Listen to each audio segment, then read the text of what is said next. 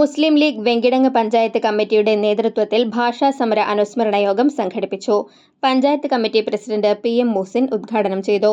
തങ്ങൾ സ്നേഹിക്കുന്ന ഭാഷാ പഠനം പാഠശാലകളിൽ നിലനിന്ന് കാണാൻ ആഗ്രഹിച്ച 3 പേരുടെ ജീവൻ അപഹരിച്ച രക്തപോരാട്ടം ലോകചരിത്രത്തിൽ അത്യപൂർവമാണെന്ന് അദ്ദേഹം സൂചിപ്പിച്ചു. മുസ്ലിം ലീഗ് വെങ്കിടങ്ങ് പഞ്ചായത്ത് വൈസ് പ്രസിഡന്റുമാരായ AT Abdulla, Abdurauf Haji, treasurer PM Jamal, മുൻ വെങ്കിടങ്ങ് ഗ്രാമപഞ്ചായത്ത് അംഗം AM Ashraf Thangal, BT Moinuddin തങ്ങൾ, ഹുസൈൻ തങ്ങൾ എന്നിവർ സംസാരിച്ചു.